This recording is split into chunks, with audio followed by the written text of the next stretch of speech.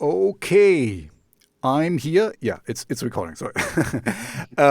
Thank you for your time. I'm talking here with Otus Hobst, um, from the band Minority Sound from the Czech Republic in Prague. I think I really love Prague, but we're going to talk about this later. Can you please introduce yourself to the audience and tell us a little bit about your backstory, where you're coming from, what kind of made you make the kind of music you're doing now, and what do you do in the band? Okay, so as you said, my name is Otus. In the band, I'm a guitar player and a composer. And yeah, we started like 12 years ago, but also each of us had some bands before. Me myself, I started like when I was 15 years old and I just started playing bass like in a garage with my friends, like some punk stuff. We didn't know how to play, but we just wanted to play. And that's like Been there, done that. I'm a bass player yeah, too, so yeah, I'm with you completely. yeah. So then yeah, I moved more into metal scene. I had my first band, Rites of Undeath. Wow, it was like year 2002 or something. Oh my God, it's like yeah, I don't even remember. It was my first metal band where I played bass, and yeah, I played with them for like 5 years, then or four. I don't even remember. Then I played like some like technical death metal, and then I spent 5 years in Poppy Seed Grinder, which is actually a death grind band, quite known around around Europe. Can you say it again? Poppy Seed Grinder. Poppy seed grinder. Okay. Yeah, it's like a death grinder. Yeah, well, Mm. it's like an underground band. Of course, it's not like a huge thing, but yeah, it's a fairly known band, I think. Okay. And I'll get back to this later. Yep. Okay. okay, but then I was really because when I was younger, like when I was on elementary school and then even on high school, I always listened to like a lot of electronic music, like early Left Field and Daft Punk and stuff like that. Jungle stuff, like old school 90s and 80s stuff. Okay. Also including some industrial like Leibach and yeah, stuff like that. And I was kind of missing this. Yeah, it's in Poppy Seed Grinder, it was like very, very strict that it's like death grind and there are no exceptions. It's like this way and this way only, which is Yeah. completely fine.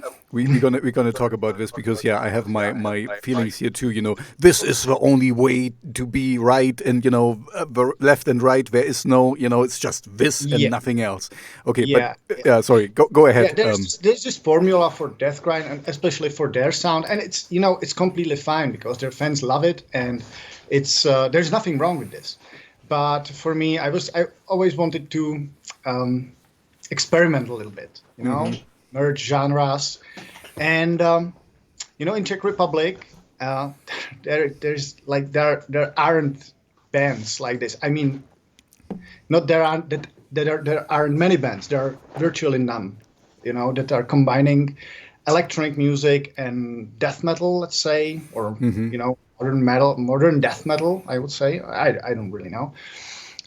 With electronics, and so I knew Aleš for quite some time. He had a different band. We knew each other from concerts and stuff like this.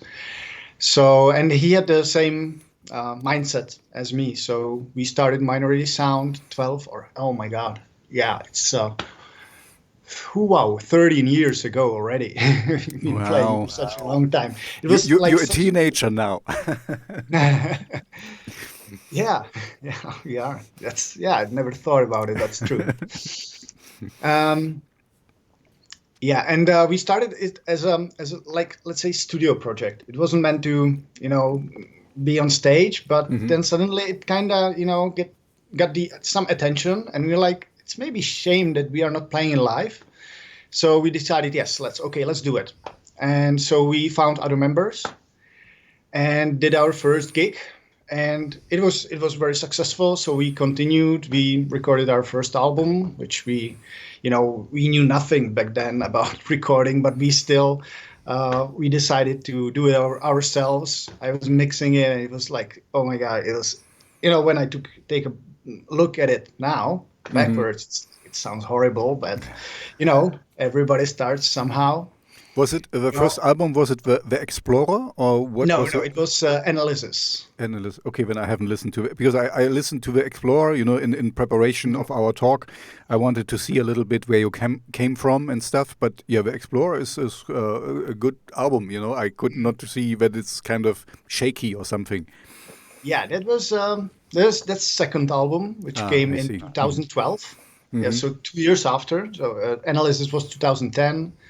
Explorer was 2012, and with this one we were a little bit bold, and we had some kind of luck that we got a record company. We are still with them, Metalgate, and they gave us kind of a good budget for recording a CD, and so we had a really nice studio and a lot of time to record it. And also, we got a great producer from Canada, Ron DePrisco. This is like a total, it was weird. This guy, he's making soundtracks for computer games. Yeah. I'm a big fan of soundtracks myself, like huge one. And this guy, he made some early Need for Speed games, and Unreal Tournament, stuff like this. Oh, wow, that's cool stuff. Yeah, and once I thought that we could cover one track from Unreal Tournament, and I was just thinking about writing him about that we want to do it into metal, and he have some stems or how is it, copyrights and stuff like that. And he wrote me like a year after that, which we didn't really do anything with. We tried, and it wasn't sounding as I expected, so it never saw daylight. But he wrote like a year after that, after my initial email, that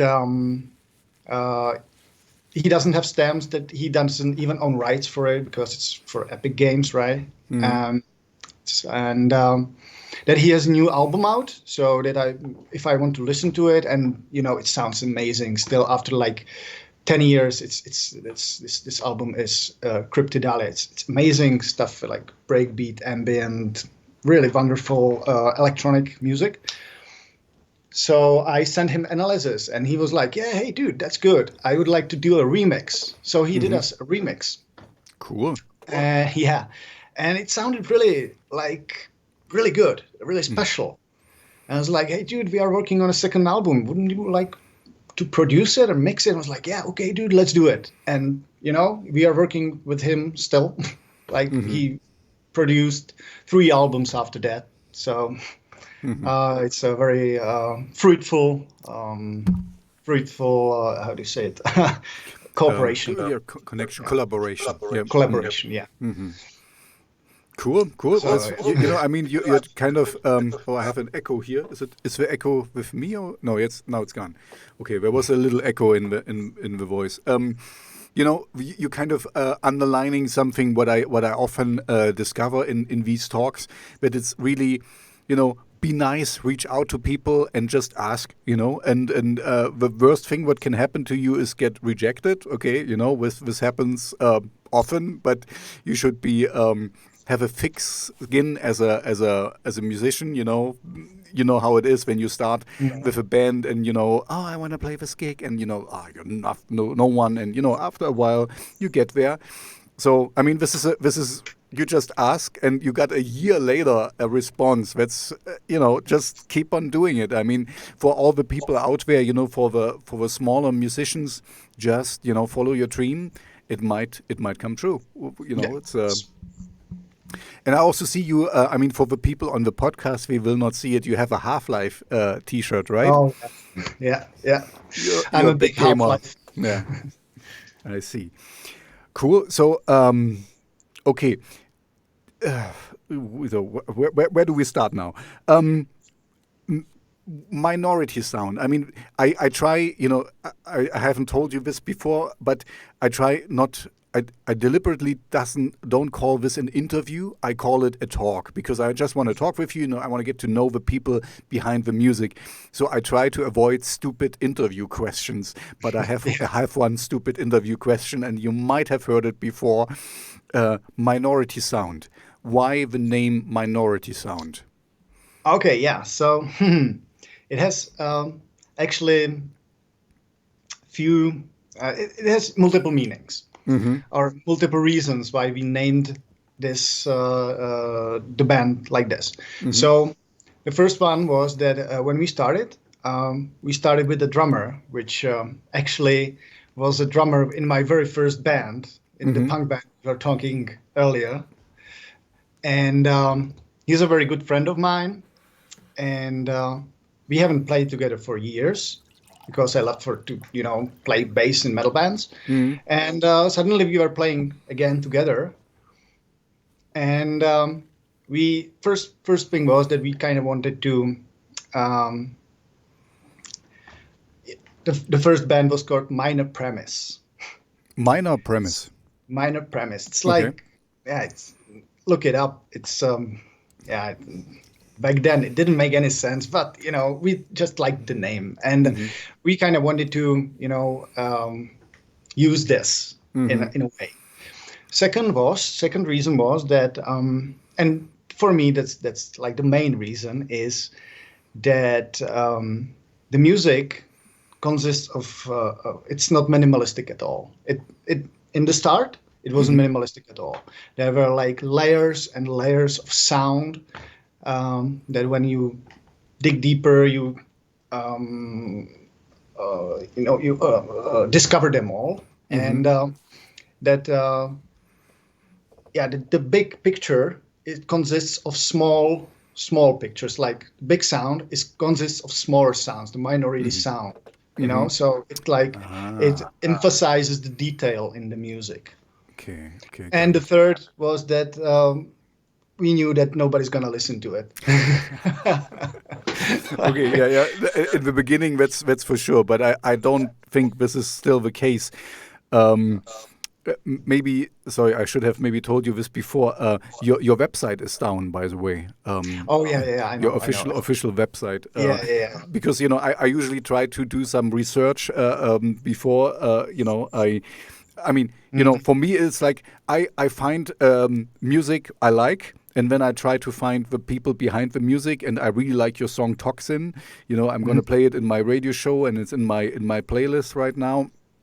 So that's exactly what I like. It's heavy, but it's not overstuffed. So this sounds like you went through some changes, because your don't get this wrong, please. Your sound is not so layered anymore. It's more punchy. And harsh, but not not too many. And I think this is great. I like this is for me. It's more the tough part to make a good song is to use maybe as little building blocks as you can to make the sound good. Sometimes this is more like. Beginners or early guys, we kind of put in too much, and then they smother this the song, because there's so much stuff going on that you cannot really focus on the main riff on some. And Toxin is a really good example. There is a main riff, and this is really rock and roll. You just keep the riff going, and it rocks, and it just goes. And this is exactly how I like the music. So I don't think at all that there is something missing, but it seems like you went through a few changes. And I didn't listen to your first album. That's I have to admit. I listened a little bit through the Explorer, and. There was some cool stuff. Load of Destruction or something. It was a good song. Yeah. So I guess you changed over time. That's true. On on the first two albums, there were these layers. There were too many. Honestly, and I can hear it, and you got it just so on point when you were talking about, like, minimalism is great. It's fantastic. I actually myself listen to a lot of minimal techno stuff, like Boris Brejcha. Oh my God, it's like he's a magician. What he can do with, like, wow, nothing basically, but he creates a whole universe. It's fantastic. But back then, yeah, we were just, we are a lot of into Pain, the band Yeah, Pain. Pain is great. And Pain is great. their album Rebirth. That was the biggest influence back then. That's why we started. We wanted to make something like this, and that's very layered. There is so much stuff going on. But yeah, through the time, yeah, I figure out that that's not the way. And Toxin. The first two albums, they were electronic, and maybe there are some orchestral elements, but not really. On Drowner's Dance, it's like really almost an orchestral metal album, and so there's a lot of stuff going on. And in orchestral music, it's very hard. Like in the modern pieces, or even the other piece, you still think of what you can add more. It's like the full orchestra. It's not minimalistic at all. It's like the opposite. So. And Toxin, yeah, exactly. We went for like a more minimalistic approach, and I think it came through pretty well. We just wanted to convey some message, and this did the job. No, the thing is, but I think you need to give music some air to breathe.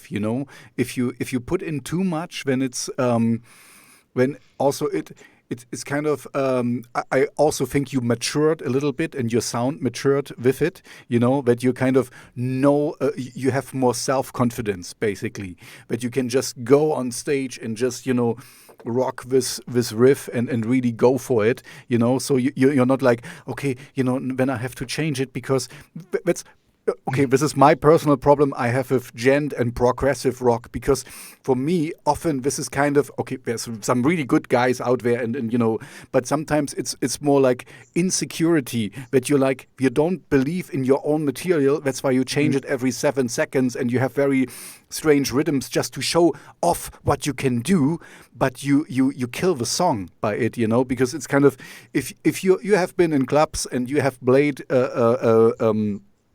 gigs, I'm pretty sure we can talk about this maybe also, and then the people really go for the parts, where we can mosh, and where they know exactly. If you change every 7 seconds the rhythm, and people are in the mosh pit and they don't really know what to do, and this is it has its charm, and it shows how good a musician you are. But after a while, when you mature, and this is what I see in your band, you don't have to show off and show in every song, oh, look what I can do, and I can play a solo here, and what notes I can reach, whatever. You know what you can deliver, and if the song asks for it, then you can do it. But you don't need to push it in every song, and push it in the face of an audience. So this is what I can hear. It's a relaxed, smooth, heavy sound. That's what I really like. Well, you're right. And I would just add, it's about finding the gold in the song. You have to find a good harmony, a good riff, a good melody, and then you have to work with it. It's like, Beethoven, the famous composer. I know Beethoven. Yes, he had this approach. His work with a theme, with a topic. It's amazing, and it's just about finding this good theme that it's either a melody or a riff, or harmony or whatever. The leitmotif. I think it's we even use it in English, because it's a German word. Leitmotif, leading theme, basically, that you can also that he kind of iterates in slowly, and then it grows, and then crescendo. Exactly. I know exactly what you mean. Yeah, in different instrumentations, you just you present it in many forms. I think it's very hard, style of composition, because it's you have to work with this. It's minimalistic, and it's very hard to work with it. So you have to, have a lot of imagination how you can do one motif into, so it doesn't sound boring after a minute or so. Let's maybe stay here, because this is an interesting subject, maybe hopefully for the listeners as well, because I guess your writing process, writing music process has went through a few changes, because you said you started as a kind of, it was never really intended for a live, for a live concert or live audience. So you and the other person wrote the music, I guess, and then so can you just walk us through the writing process right now? What you do, how you get to the how does you have a new idea for a song? How does it work? How does it go from the idea to the end product? Okay, so it's simple, because from the first album, all the music is basically written by me. Okay, there's only one riff that was written by Aleš, and that's it. But we do the arrangement together. We have a great drum player, we have a great bass player, and Aleš, he has many ideas, but none of these guys can really compose a whole song. So I just, back here in my studio, I just write the whole song with drums, riffs, just a working version. Then I bring it to the guys, and we work on it together, like all the arrangements. And Peter, he just figures out some great bass lines, and Aleš figures out the vocals, and and it all comes together. So yeah, the skeleton, it's all mine, but flesh and the skin, it's made together. It's composed together. Okay, I see. And but how? Okay, no, so just go ahead, and then I have a follow-up question. But what really changed for me over the time? First, I need a topic for and it's not just for a song. Okay, it could be for a song, because today we released a single, and it's about fake news, right? It's about fake news, and basically about it, and. Too much internet. Let's talk about on the internet, over the internet. It's there is in one of the verses there is like our souls die with every like and share, and then we post it on Facebook and want everybody to share it. It's exactly. Paradox, but I know. I have an opinion you're not here. On the internet, you don't exist anymore. It's weird. It's kind of sad, but it's true. But anyway, so I have a topic for the whole album. All the albums, Drowners had a concept, but Toxin has a much deeper concept. And I already knew how every song, what should it mean, like lyrically, and I started on this. I started composing like this. So it locked me down in some mood. And if it didn't go with the mood, I just, scraped it. And that's the change. Because in the beginning, it was just song after song after song, and not really any deeper meaning. And now it's like, I don't do it like this anymore. I need to have the whole concept in my head, and then I can start composing. Okay. It's the first time that I hear it like this kind of. It's for one thing, it's cool that you still have so many ideas, and I remember I talked with a Serbian composer before, and he makes different kinds of music, and then but for half a year he only does this kind of music, and then he does a different kind of music, and so it sounds like you're the same. Once you kind of have your focus, you go for it. But in a way, it sounds a little bit like what I had previous. When we talked about your poppy seed grinder, it sounds a little bit that you're also kind of this is either it fits or it doesn't fit. So in a way, you're also very. This is true minority sound now or not for this album. But the difference is that on each album sounds different. I would say, like, okay, the first album is the first album, but The Explorer, for example, it already had some concept. Drowner's Dance had a completely different concept, and we knew, okay, Drowner's Dance, it was like parallel to Titanic. And the whole society is sinking, and while the Titanic is sinking, we are dancing on the floor on the sinking ship. Yeah, on the sinking ship. So, like, the orchestral approach was very natural to this topic. Toxin, it was again different, and like there are some orchestral minor, but very minor orchestra influences again, but it was like it should have been toxic. That's the point of the album. So I didn't really have to stick to one sound, just that it sounds dark and toxic. And I think that was the intention, but it didn't really limit me as a composer. Yeah, because this is I'm just thinking about this because I get it. You have an overarching leitmotif, you have an overarching kind of concept for the album, and that's cool. That's kind of very old school classic metal, that you have kind of a story in the album, that you kind of every song ties together with the next one and stuff, and you have maybe an intro and an outro and stuff, very old school, I would say. That's cool. That's really nice, because you have this very rarely we can talk about this later, because in the Spotify age, almost nobody listens through a whole album, like it was intended to be, that it's kind of this song after this song. It's kind of like skip. No, I get the next one. That's a damn shame, man. I really like listening to whole albums. That's why I have a gramophone and I can play a whole LP and get the whole concept. It's for me, it's very, very important to listen to the whole albums, not only just one song. It's then I think that message can be conveyed this way.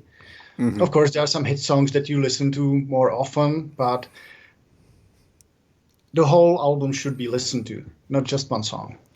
Yeah, no, I hear you. It's kind of, I know exactly, I mean, I'm a little bit older too, and I remember the days where you had an LP and you brought it home and you put it on your LP player, and then you listened from the start to the end, and you wanted to figure out what the artist meant, and you checked the lyrics and you were kind of singing along or whatever, I mean, you really put in time. You just, but it's.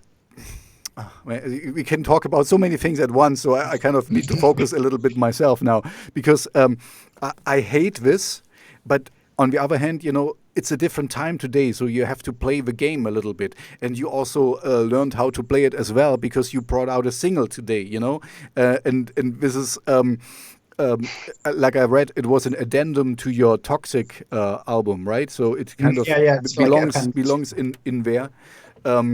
So this is kind of, it doesn't really, we can be upset about this, but the world is still the way it is, so it makes no sense to cry about it.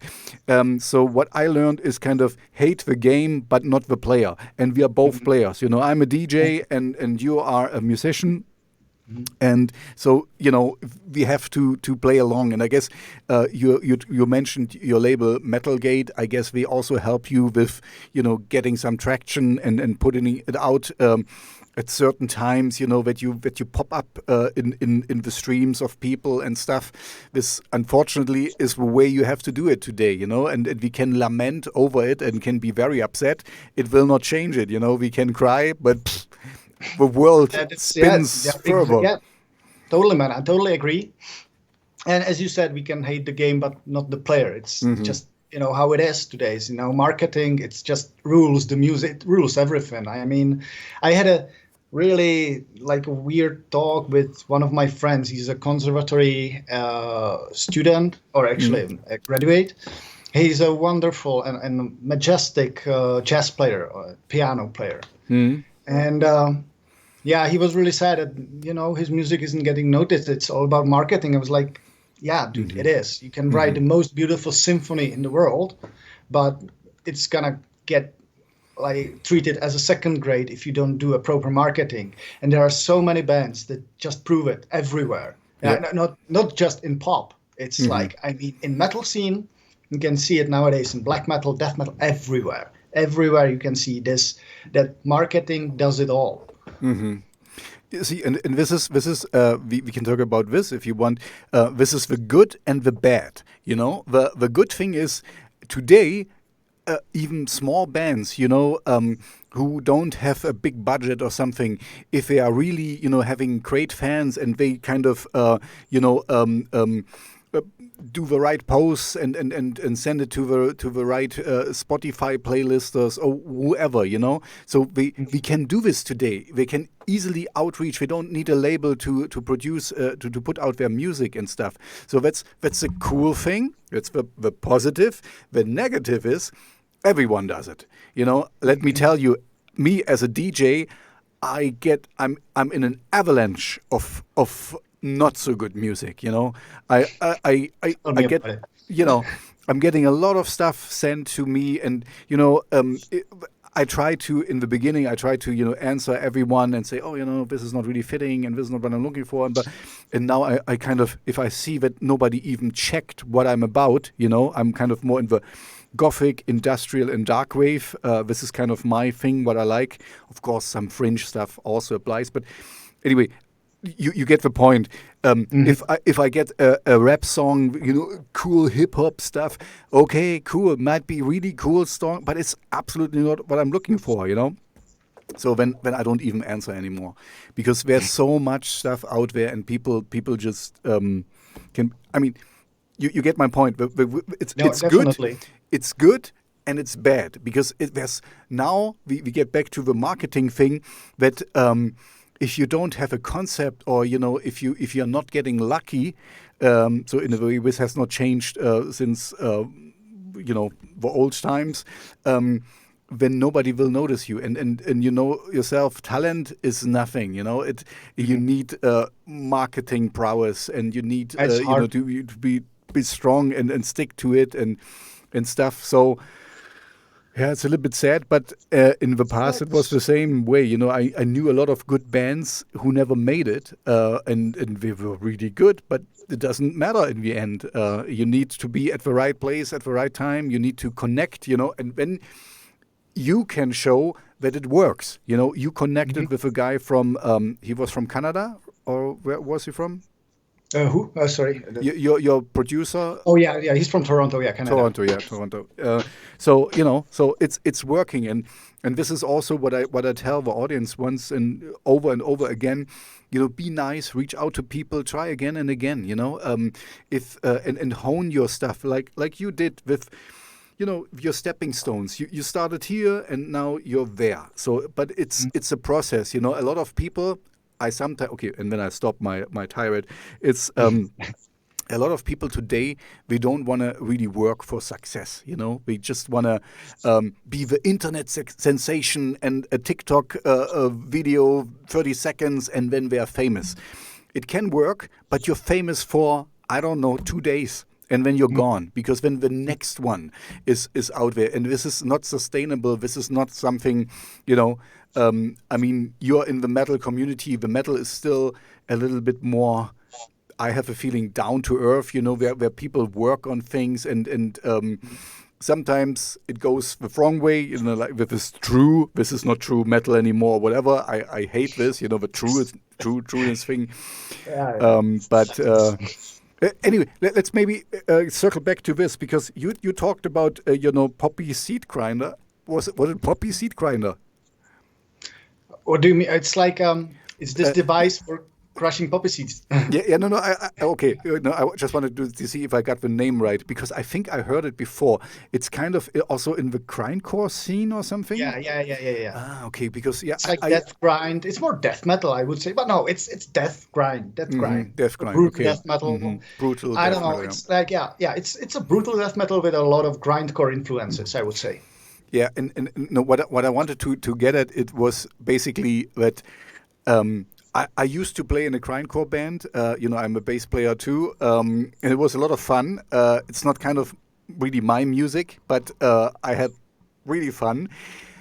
But they are very kind of this is not true, this is not true, and I kind of you need to be they're really strict, and this is so funny for me because for me this grindcore stuff, I don't know about the grind death metal you did, is for me it's punk. It's punk, really heavy punk, and punk having boundaries is stupid. Punk is everything but boundaries. But when you find a lot of people in this realm where they kind of no, this is not true anymore, so we cannot play it like this, and I hated this. I really liked the band. I'm still in contact with them where I used to play, and they're really fun and whatever. But for me the strictness didn't really. I didn't like that much, So that's why for me, industrial the stuff you're doing now is more open because it fuses two worlds, the heavy metal guitars with the cool techno sounds and beats and stuff. And I remember, as you said, as Pain came out, it was like, yes, this is exactly what I wanted. Of course, I knew Ministry before that, and Ministry was cool too, Psalm 69 and whatever. Yeah. I love Ministry too. Of course, Ministry is great, but Pain was kind of...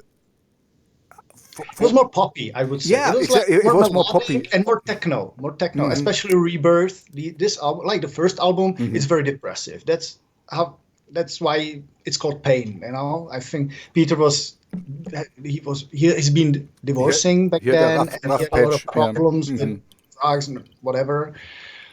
And you can really feel it. It was like heavy industrial, not drone, but it was like really heavy, not that techno stuff. And then Rebirth, and it was like really dance metal suddenly, and it was like wow. And the whole album was like this. It wasn't just one song, but the whole album, like, wow, okay, this sounds different.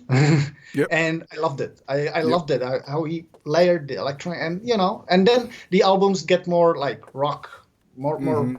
They have more rock approach. He lost a little bit his edge. I have a feeling, in the beginning it was more.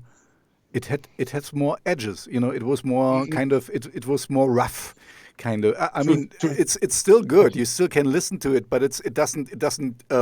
You're not so fixated anymore. It's not like we just talked. It's not that you have to listen from the beginning to the end. It's kind of you can listen to a few tracks and then you can go on somewhere else. It's more like radio music, kind of. Yeah, I don't listen to Pain that much anymore. When they release an album, I give it a few spins, but I'm like. Yeah, okay, it's still Pain, it's still there, it's still good, but it's not that touching anymore. Yeah, exactly. I'm the same. I'm the same here. It's lost its edge somehow. Anyway, by the way, as I was kind of listening to your music, do you know by any chance, that's a very old band, Think About Mutation? Have you heard of them? Think About Mutation? Yep, this no, was a never band. heard of this. TAM. Okay. Anyway, then forget it because it was kind of the very first time that I heard bands kind of putting electronic music with heavy metal guitars, and your early the Explorer, some of the sounds sounded to me like this, but you don't know them. It's fine. It was a German band long time ago. So. But please do send me if they have something online. I have to check myself. I really don't know. I will check after our talk. I can send you some stuff. So anyway, Laibach is cool. I completely get that. I like the show. Rammstein was inspired by Laibach. So the Rammstein is of course cool. Rammstein. I like Rammstein. Rammstein is cool. I saw them once live, and it's wow. The live show is mind blowing. It's I can't imagine how can they still be alive. It's everything's yeah, that's good. Yeah, exploding. It's spectacular.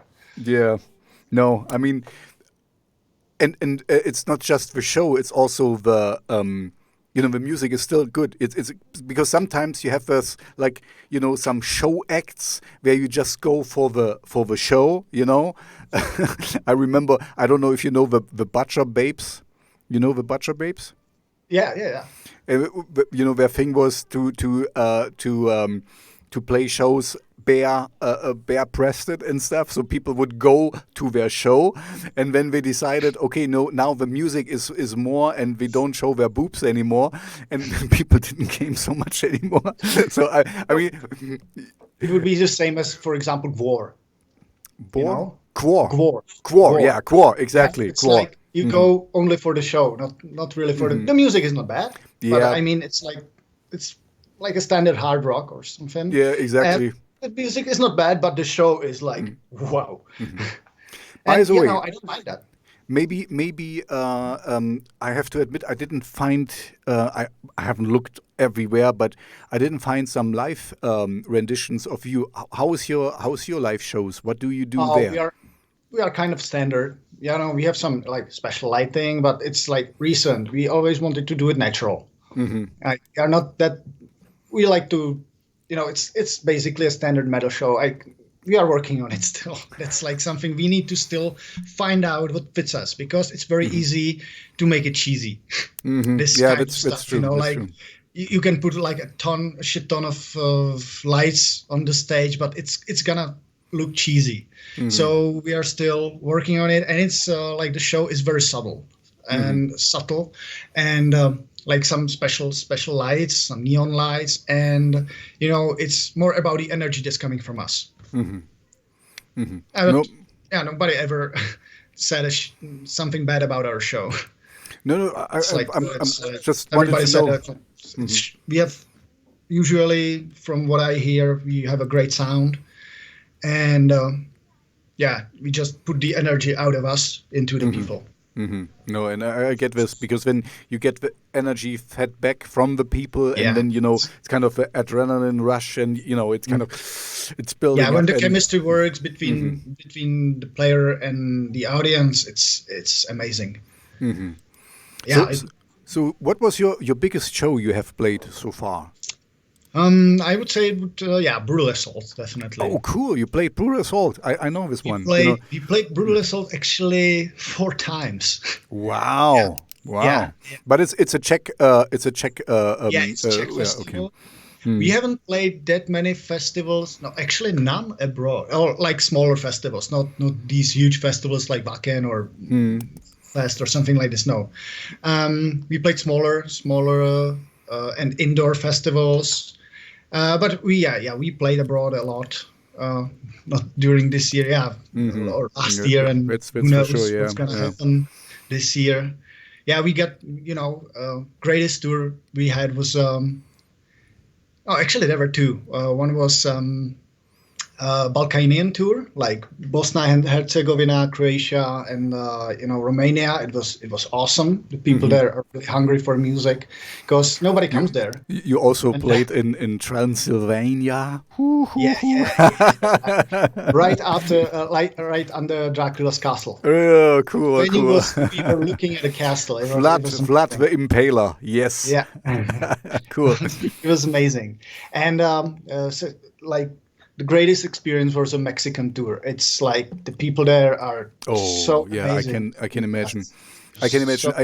I see how Mexico, for whatever reason, or also South America. I mean, I know Mexico is North America, but for some reason, Rammstein is big there. It's kind of like and if you have a little bit of that sound, people will eat it up. I mean, maybe tell. Sorry, I interrupted you. How was the show? How was the tour? Just tell us a little bit more. Oh yeah, well, it was amazing. It was very, it was very punky. I like it. I like it. I like the punk approach, and so we didn't even have a tour van or a tour bus or something. We were So you walked. doing it like No. line buses, regular buses. It was amazing. But we had a promoter all the time with us. He figured out everything, even though sometimes we didn't even know where are we gonna play or when. It was like this shows started there usually at like 11 p.m. and ended at 4 a.m. Wow. And you're there like since 8 p.m. and we are waiting the whole time. It was very hard not to get drunk because mezcal. I heard this from other bands, so they always hated to be the headliner because they have to wait the longest, and and backstage everything is free, and we kind of we hate it. It was. We can drink before the gig. I mean, 2 beers is fine, but that's it. We have this rule because we've made some boo-boos in this matter, like drunk, and it wasn't good. It wasn't good at all. It wasn't even fun. It wasn't fun for anybody. And so we don't do it. So we have to wait. And then it's already too late to we're already too tired to get even drunk. So. And what do you do while you wait? I mean, what's your kind of do you play? Do you how do you call this? Sudoku, or what do you do to I usually listen to the bands time? that are playing. Talk to the people. You're on the merchandise stand, so you talk to the fans, and pass the time like this, and it's not really Sudoku. Maybe some games on the cell phone. It was just a joke with a Sudoku. I wanted to give you some I ridiculous completely get things. it because you have like 8 hours, and wow, then you play an hour of a show, and then and that's it. It's like a weird lifestyle. Go somewhere for 3 hours, then you wait for 3 hours, then you wait. Then you play an hour-long show, and then you go, and then we have our own band, so we bring all the backline with the drums and everything, with the guitar boxes. We are not, we don't use any digital amps, so it's like old school. Wow, it's heavy stuff. Yeah, it's old school. Yeah, it's heavy. So you load it up, then go 3 hours, and it's like, is it worth it? Yeah, it is. It is. Yeah, it always is. And But I'm actually thinking about moving to digital because, to fractals or campers, because I have it at home. It's great for recording. But I kind of miss the tube sound. And, when you have the big box, and we have really nice gear. So it's hard to, put it aside and do it everything in one rack. Although it comes in handy when, when you have a whole band in one rack, it's like, that's nice. I get it. It's I don't really know where I fall on this. I like both, and especially the sound with you. I mean, you can get away with it quite easy because you just say digital because your sound is electronic also influenced. So you can you don't have to. Have these guys who are this is not a true sound anymore or something you even could get away with a electronic drum kit or something 10 years ago maybe it was electronic drum kit, never. That's okay. That's a no-go. Where you draw the line, I see. Yeah, that's the line. That's the line. Yeah, got it. We will always have a proper drum kit, wooden drum kit. But with the digital amps, it's they came a long way. Like 10 years ago, it was really just kids' toys. But nowadays, it's wow.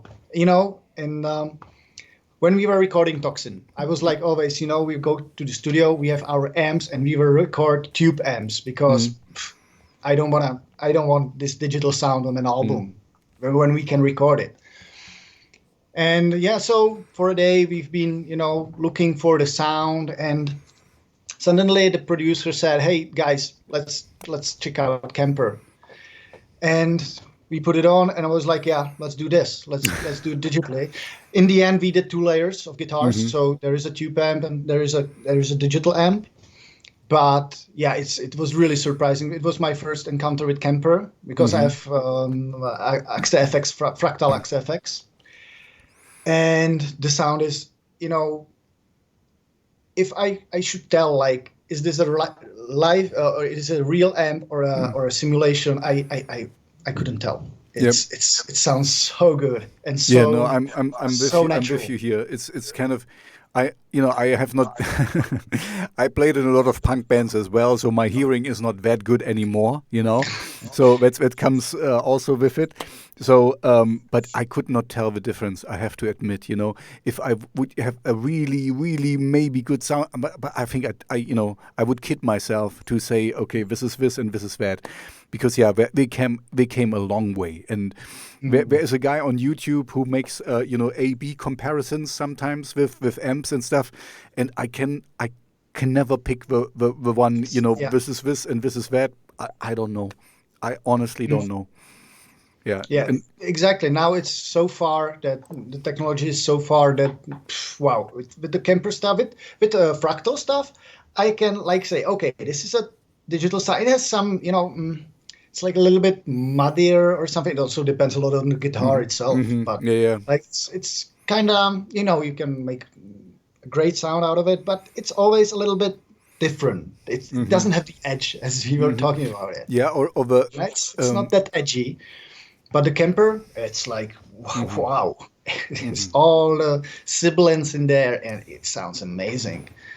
yeah. I think and it's not such a bad thing. I mean, how heavy these amps are, and also they're not so expensive anymore. When we're getting to the point, that once again, this is the good and the bad, because everyone can have an amp now, but it's also cool because we can practice at home with the same amp, and they can put it on. It's not the same if you put it on earplugs, the earphones. And the PA. You need a big box to kind of that the sound really develops. And that's actually, I wanted to say that that's the biggest problem of digital amps, that you can make a really nice sound at home and your studio speakers and everything, but when you come and put it into PA, it sounds completely different. So the searching for the sound is much more elaborate. The best thing you can do is hire a sound engineer with his own PA and hire him for a day in a club and do it there. Because you can't do it at home if you're not like 100% sure what you are doing and that you know how to do it. Of course, and I don't. No, I'm completely with you. This is always that people completely forget. You have played a lot of shows, so you know that. If the club first is empty, so you do a sound check, but it's empty, so it's not the same, because the people, when you have so many, you have to change the sound, because when the club is packed with 400 people, the sound will be different, and how we move and how we go around, and the air will be full with sweat and whatever. So it's kind of, so yeah, and I get the point. It's and also if you have it on your earphones, it's different. And when you have really a big amp, and the wave develops and gets out, it will hit you differently. And then also, like when it comes in, if a club is full or empty, and it will be different. It's a complete art form to make this Definitely. right. Oh, to get a good sound engineer, oh my God, it's well, we do it for free. Like we don't make much out of the music. Okay, we are not losing money anymore on the gigs. It's a good thing, but not that we could live out of the money or pay for the gear, for example. But if you want, it's the best thing you can do is get your own sound engineer, especially with us, because we have these samples and electronic part, and a lot of sound engineers, especially metal sound engineers, they tend to not put the electronic part there that much, so they base it on the guitar, and it sounds differently, and so it's like a struggle. So it's best to get your own sound engineer, but they're expensive. It's that simple. Even if you get a guy that would do it for like cheap for him, it's still kind of expensive for the band. Yeah, because no. nobody else gets paid, and now suddenly this guy, 50 euros per gig. It's really cheap, but dude, like, it's still kind of a lot. Yeah, but on the other hand, you could argue when you have the quality you want to do, because some what happens sometimes is, and I guess it happened to you as well. On stage, you have a really nice sound, or you have your in-ear phones and whatever. You hear yourself. Oh, it's great, and then outside comes crap because there's somebody who doesn't really care, or he kind of put the board for the next band who has kind of, I don't know, a cello player or something, and it doesn't really change it. It all happened before. I mean, and so in a way it pays, but of course I get your point. It's money, and I mean, you already put away took me away one question I don't have to ask. You're not living from this anymore already. It's still a hobby, but It's a but you hobby. don't lose money. That's also, I No. mean, that's the positive thing. So you're doing well, basically, and that's Yeah, that's. I think that in today in the underground scene, you can say you're doing well if this happens to you. I think it's fine. Okay. Um, as we are still on the life subject, do you have any cool or funny stories you want to share with the audience that happened on the road? I mean, only I told you only PG-13 or something. Don't, Yeah. don't tell us So any bad stuff or so. okay, But okay, was there I'll tell some you. I'll funny say stuff? okay, but it includes getting drunk. Yeah. Okay. This is fine. I mean, Yeah. you're a rock Okay. star, so you need to get drunk once in a while. So we were on 3 gigs in Poland with our friends from Banisher. Check it out, great death metal band. Actually, their guitar player is a virtuoso. He played with Decapitated actually recently, Okay. but he left recently. But he played with them for like 4 years now. I don't know, maybe something like that. Really a virtuoso, and all of them. That's like a technical death metal and really, really, really elaborate. Check it out. And we had these 3 gigs in Poland with them.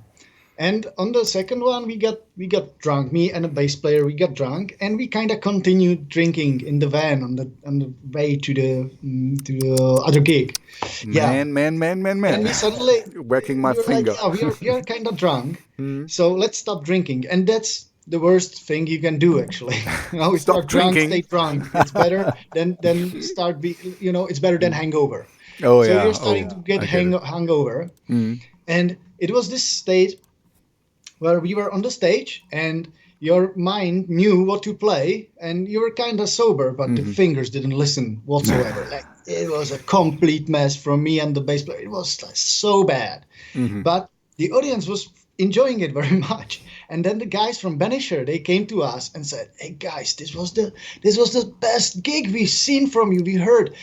Hey, we never noticed that you have such jazz influences." And it's like, jazz influences. Oh man. Oh man. Oh man. Yeah, that You're was really funny. freestyling. You're freestyling your music. That's very funny. Oh man, but yeah, I mean, we're talking about you here. I told you I played in this grindcore band, and I was not the best bass player, but I was playing a lot of shit on stage, but still, it happened to me as well. That somebody came after, "Hey man, that was so great for you." And it was like, "Did you listen to?" I mean, I put it in my head. Did you really listen to what I played? He enjoyed the music and he enjoyed the spectacle and the fun stuff. It's kind of punk and just springing around and stuff. But we were definitely not good. So I get what you mean. But it's very funny. Your jazz influences. Yeah, that's like, oh yeah, jazz influences, man. Just get drunk. That's funny. That's Oh, funny. it kind of makes sense, all the black virtuoso jazzmen were high on heroin. Oh, Yeah, Miles Davis, it's like they were all very high. So I it kind of makes sense. in a way, yes. But I have to admit, I don't like jazz at all, because for me it's too complicated, and also that's why I don't like gent and progressive, because it's kind of like it's too much going on, and I don't see a structure, you know. I know they have a leitmotif, we are back to this, or a main theme, you know, where we come circle back and they have jazz standards. Of course, I know all this, but I don't enjoy it, you know. I don't enjoy. I like simpler music, you know. But like we're going back to your music, to Toxin. That's a great song, and it's so great for me because it has a structure and it stays with it. It has his leitmotif, it has a main theme, and this. So, you know, you can get off it a little bit, but you're coming back, and this is for my brain. You know, maybe I'm a simple-minded guy. For me, it's just easier to follow. I Let's put it this way. It's a double-edged sword, because if it's too simple, I reject it because I can foresee everything what happens. You know, then it's kind of like, oh, this is boring. I hear it for the thousandth time, you know. After few chords, you can already see where this ends, and, you know, everything is clear. So I don't like that. But on the other hand, I also don't like the other extreme where it's kind of too all over the place, and you know, you don't have a main theme where you come circle back to, or there's some structure in it, you know, what I can perceive. So maybe I'm a little bit mean sometimes, you know, because I reject things because they're too simple or they're too complicated. They need to be, but this is, you know, this is just being honest with you. This is music, you know. I mean, you cannot argue about taste, you know. It's either I like it or I don't like it, and I know, of course, that this is not. That's just me, you know. It's not really a seal of approval or something. You get my point? It's I'm just one person, and I like different stuff than you. For sure, you know, but we have something where we can agree on, and you know, for some reason I like something else more or less or whatever. Anyway, my point is, as I told you, I'm a radio DJ and I get a lot of songs. So sometimes I want to say something nice back and just say, you know, this is just my personal reason. It's not a bad song, you know. It's just didn't kick me right, or it didn't, you know, or I was not in the right mood. And sometimes it's a little bit mean because, you know, sometimes you're not in the best mood for listening. I try not to listen to music then, but yeah, you get it. It's not easy. First time I heard it from our bass player Peter, and it's very true that it's hard to make things simple but not trivial. Yeah. So yeah, that's and that's so true. Mm-hmm. That's what we said in the beginning. You know, that you you found now your way with it, your formula, kind of, that it's not overladen, not too many layers, but also not so simple that it's kind of like, oh yeah, okay, you know, pop music, you know, kind of radio elevator music that you put in an elevator. You know, you don't hurt anyone. It doesn't really matter. It's going in here and out there. You know, it doesn't fix you on. Anyway, let's go back to you. Okay, we already did this. You're in Prague. That's cool. I really love Prague. Whoever is out there in the world, visit Prague once you can. It's a great city. I love it. It's really, really nice. And you know, I like and I'm a German. I can say it. The best beer you can drink, you drink in the Czech Republic. That's for sure. That's the best beer. They really invented beer. So, you know, don't let your ears get full. Exactly. Pilsen. And I'm not a big beer drinker, but you know, the real, the original Budweiser, Budweiser or something. That's really. I mean, the beer you have, it's great. Even I drink it, you know. And I'm not. And I'm a German. I should drink more beer. But German beer is also very good. Belgian beer, but it's something different. A little bit. It's very strong. But what really surprised me and amazed me is Mexican beer. Mexican beer is awesome. It's the Cool. second best in the world Okay, okay. after the Right, Czech beer. right after Czech beer, of course, yeah. No, anyway, Prague is a great city. It's it's called the Golden City, and it's not called it for no reason. You have really great bridges, and oh man, there's so much nice stuff to discover there. It's such a Mm. beautiful city. Anyway, everyone, I can all the listeners out there, go to Prague if you have a chance. You don't need to see Minority Sound, but if you catch You them, can. you should see them. Exactly, exactly. So let's just go over my notes. Yeah, Yeah, but yeah, Prague is great, and I really like also living here. It's a very safe city. It's one of I think it's the safest city in the world or something like that. It's really really yeah. okay. It's not I yeah. wouldn't know. No, it's no. Well, okay, there are pickpockets, but Mm, you don't get mugged like on the street, like beaten or whatever. You don't get murdered. There are no murders here, mm, and yeah, it's a very safe city, and yeah, there's many great places around world, mhm. but I'm kind of Prague centric on I really love this city. And you should, It's and you should. amazing. It's really a really nice city. I've been there a couple of in my past. I was doing medieval sword fighting, and you have a lot of smiths in and around Prague, and so I was there a lot, to get some swords and armor and stuff. And yeah, it was always great to go there. And then of course, we went to the restaurants, and you have great food as well. Knödel. I don't know Yeah, how do you call it in Czech. knedlík. Gnödlik. Yes, it's Like true. it's a dumpling, but it's something completely. It's Dumpling it's it's is in something the world. It's special. something completely Yeah, different than here. exactly. No, I really love that. And I'm from Thuringia, so we have a Thüringer Klöße, also kind of a dumpling, but anyway, it's a different story. Your dumplings are great. I really love them. What kind of is a little bit strange for me as a Thuringian, you don't have much sauce with things. You have a lot of things without sauce, and where I'm from, we have lots of sauces and with everything. So we are a little bit different in that. But I like your food as well. I mean, the Well, beer we is have a lot great. of sauces as well. The like a typical Czech meal would be knedl with Hmm. some with pork or beef. Hmm. With maybe sauerkraut or Oh something, yeah, and yeah. it's usually very heavy. This Mm. typical Czech meal, we call it svíčková, Mm. and it's like a creamy sauce with knedl and the beef, and it's very heavy. You can actually eat it in the hot summer because it's so heavy that you will just fall asleep. Yeah, no, But it's great for winter. it's great stuff. So to kind of wrap this up, today, your new single came out. What was the name again of the single? Oh, it's cyberdosed. Cyberdose, exactly. Yeah, I only Cyber. remember the fake news and all the things. Yeah, it's So yeah, made up word. what's no, that's fine.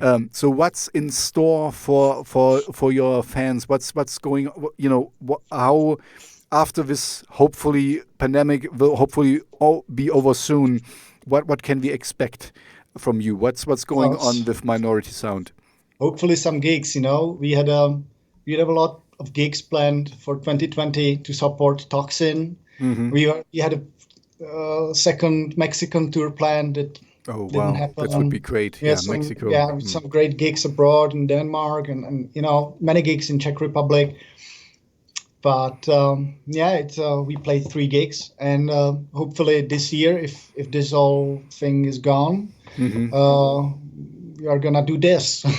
Yeah. We are in contact with all the promoters, and it's still on, and we are just waiting for the time Hmm. Hmm.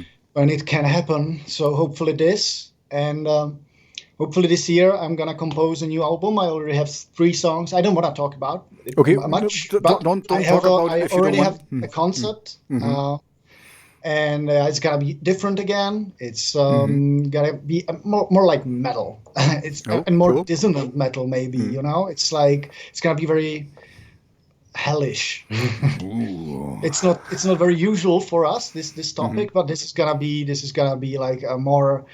It's gonna be dark and but Cool. energetic, Sounds and exactly what I can what I like want. give out, because I have 3 songs so Hmm. far. So, the process can change, and I can change my mind and figure out that, yeah, it's okay to put this, but there won't be any clean singing.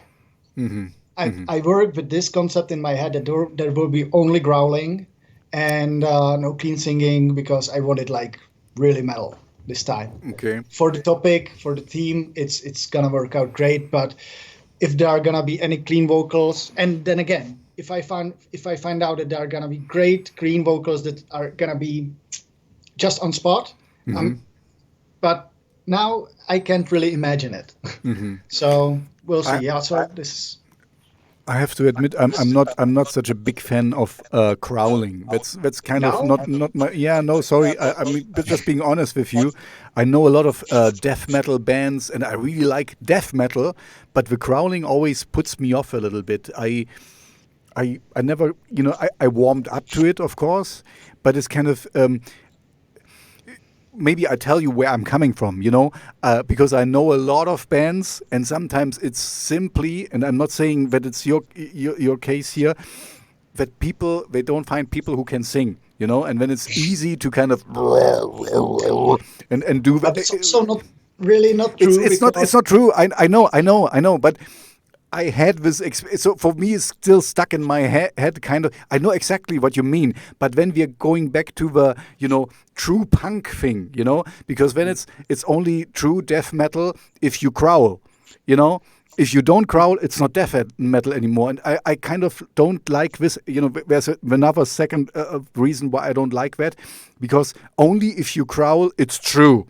And this is kind of, you kind of limit yourself to, oh, no, I want to be true for the fans, to not disappoint them, so you don't go there. Paradise Lost. Paradise Lost is a good example. They really started growling, and then clean singing, and when they cut through a lot of iterations. Anyway, you got my point. I'm fine with it. I'm getting there to be more accepted, because I don't want to be also. For me, this means open my mind as well. And be welcoming to things. Warming up, and I'm getting there, but it's kind of like sometimes I'm thinking like, why? Because I get the harshness and the stuff, and for me it's more like if you use it as a tool, to make a certain part even harder.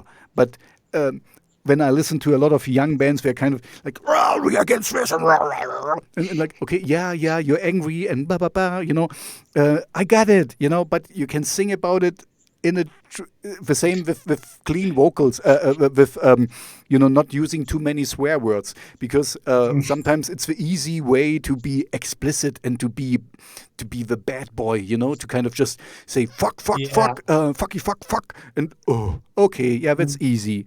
That's kind of. I get it. I know. Yeah. Actually, I get it. I might be on the same point or on the same level with you here, because it's like. But then again, some of the music is just like, especially crust. It's just about getting the frustration out, and I don't think it has any like artistic ambitions. It's just about. Getting it all out. And that's completely fine with me. I don't listen to this music very often, although there is one favorite festival of mine, that's Obscene Extreme. Oh, yeah. I really love it. One. It's like the best festival in the world. Not really because of the music, to be honest. Because, but the people are great. The people are great. It depends on the year. I like death metal, so there's a lot of death metal, so there's stuff for me to listen. But when there's a day full of like gore grind and crust and stuff like that, I'm just enjoying the atmosphere, and it's like really great. In this manner, it's the best festival in the world, the friendliest one. It's awesome. That's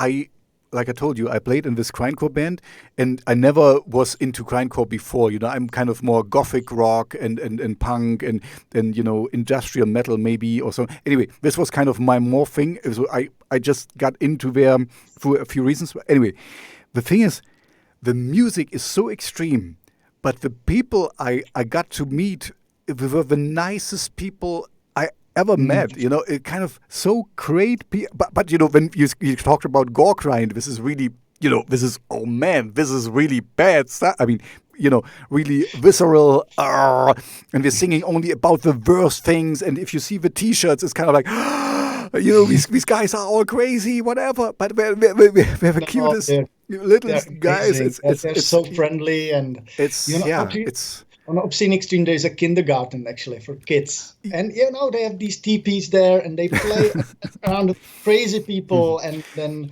they make a tour to the mosh pit. And so it's like, and you know what I think it's because this is my take on it. It's because these people allow themselves to be a whole person, because not any person is only good or is bad. We have some good influences and some bad influences in us, bad genes or good genes or whatever you want to call it.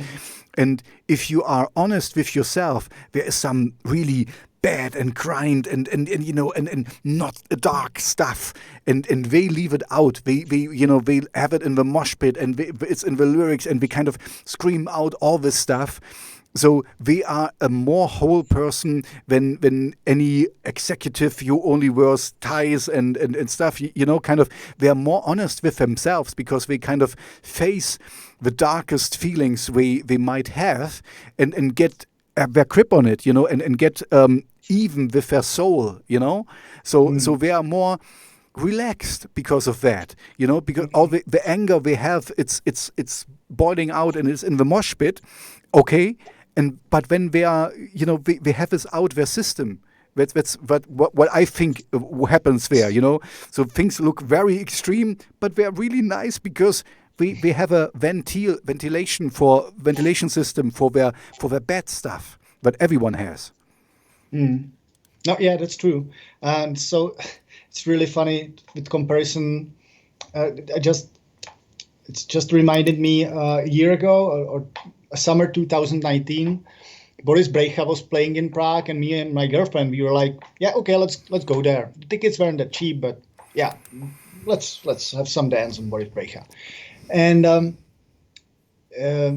a climber. I love climbing, and there's an outdoor wall in Prague, and the gig was just next to it, like 100 meters. There was this outdoor open air gig, and you're like, yeah, okay, let's go climbing, and then we will go to the gig, and we are seeing the people that were coming there, and you're like, hey, I don't really want to go. I don't really want to, share the music with these people, because all you could see was they were high, like on ecstasy and stuff. And you obviously could see that they weren't going there for the music. And so we decided that we won't go. We would just climb and listen to the music. So we had a great gig, and we are lucky that we are grateful that we didn't go, because then I read some things about it, and it was really terribly organized. Like, you waited an hour in a queue for a water that costed like 10 euros or something. Oh, wow. It's like, it's crazy. So we listened to Boris Brejcha from the wall and from climbing wall, and it was really, really good. And in comparison with the grindcore fans, the grindcore fans, they buy the LPs and they really dig the music. They really love the music itself, even though, it's not that much music. It's about the music itself is not that much about music. It's funny, but they really dig it, and they know all the bands, and that's really admirable. In comparison with the techno fans that are like, oh, I don't really like, I just go to the concert to get high and fuck some stranger. It's more an underground scene with a grindcore, crustcore stuff, and there's a big togetherness, there's seems like a big friendship thing, I mean, of course there's some rivalries, that's the word I want to say, sometimes between a few bands, but most of all, people are just helping each other, and it's very friendly, and it's like a it's a really great underground scene, and it's anyway, so let's maybe end this here. So thank you very much, Otus Hobst. I thank you. Hobst. Otus Hobst. Yes. For your time. Thank you. Yeah, I wish you all the best. If you come to Germany, and I will be close by. I really please drop me a note so when I can see it. And if the new stuff is coming out, you know where to find me. I have a little radio show and I have a playlist where I happily support you in my little ways. We talked about this earlier. We hate the game, but we still need to play it. So I can play it a little bit and help you out a little bit in my I'm little so small. grateful. But it's I'm a nobody. So, but you're We are welcome. all nobodies. Like, Yeah, exactly. We're all the same. We're grindcore. We're really, yeah. We're a small community of underground dwellers. Okay, thank you very much for your time. It was really fun to get to know you and to get some insights of your music. And I'm really I will link to all the stuff in the description of the video. But now I'm getting ready for dinner here, and I hope you will have dinner soon. Maybe some knedli. I'm just gonna work on some music, and I'm okay. gonna have some vindaloo today for Vindaloo. What's vindaloo? yeah. It's like a very spicy Indian meal. Oh, that's not very Czech. No. But I love spicy food, so. Yeah. Okay. Now me too. Okay. So thank you very much, and Thanks for having have a me. great evening. And yeah, hopefully you make progress with your music. Thank you. Bye Goodbye. bye.